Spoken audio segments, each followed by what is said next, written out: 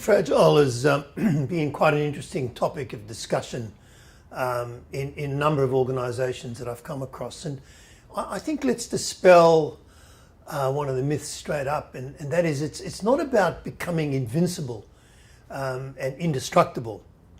Instead, it's really about being able to learn from the disruption in the environment and innovating, developing new ways of designing your organisation, your processes, your management, to enable you to really operate well despite the disruption and continue to prosper and thrive.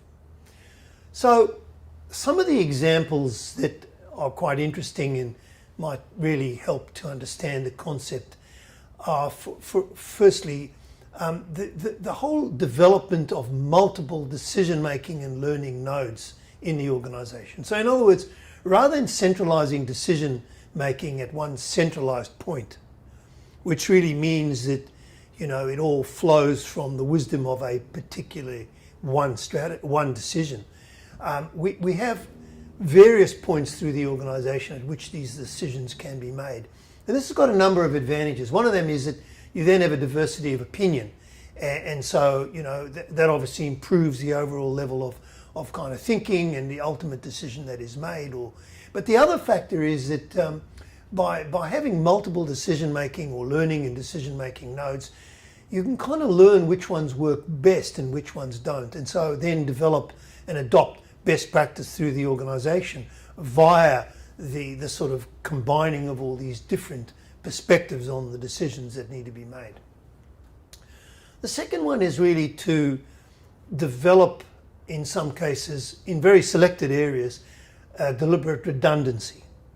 So redundancy really, again, flies against most of the conventional wisdom, which is about, you know, eliminating waste and streamlining the organisation. In fact, you know, when you look at really critical areas in your organisation, as an example, I might just use the braking system on your motor car.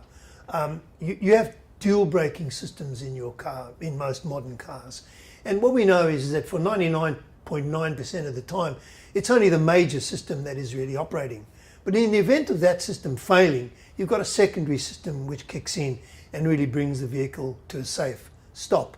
So in critical areas where you cannot afford to be disrupted and have the whole organisation wiped out, building deliberate redundancy beyond the so-called efficiency frontier is actually a really very good idea.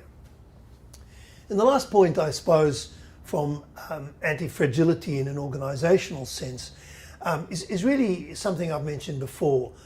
One of the things that occurs when you try to streamline your processes and eliminate waste and duplication is that you actually increase the fragility of that system, because a very streamlined and optimized system doesn't change or respond to surges in the environmental disruptions in the environment terribly quickly. I like to use the analogy of the fire service and ask people, what do you think would happen if the fire service were to eliminate any redundancy in the number of appliances or fire engines that they use? So you might find in a situation where you have a fire and you dial 000 and you ask for the fire service and you give your address. You say, listen, my house is burning, can you get here quickly? And they ask for your address and then tell you, sir, we can get to 24 Imperial Avenue, Bondi by Wednesday afternoon at 4 o'clock. In fact, every Wednesday afternoon at 4 o'clock, very efficiently, we come past your property. Now that's the example of a highly efficient system, but not one that is built in redundancy to enable it to surge. At the individual level, there are also some very interesting examples of how to become more anti-fragile. One of them is perhaps one of my favorites, which is that you are not your job.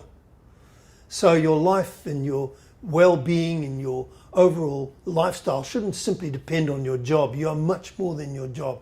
Cultivate outside interests, if possible, work out different ways of earning income, because in the event of disruption, this network you build around you will become extremely important. A second factor is don't attempt to eliminate all the randomness in your life.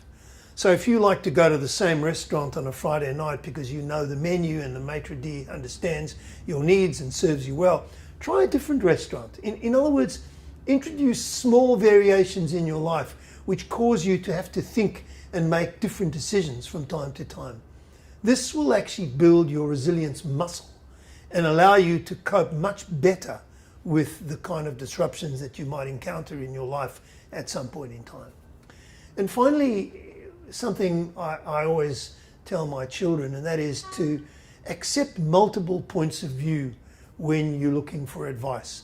I know that one of the human failings is that we like to go to people we know will agree with us when we seek advice.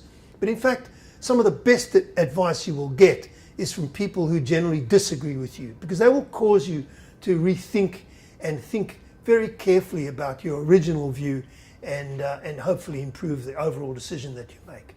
That's really being anti-fragile at a personal level.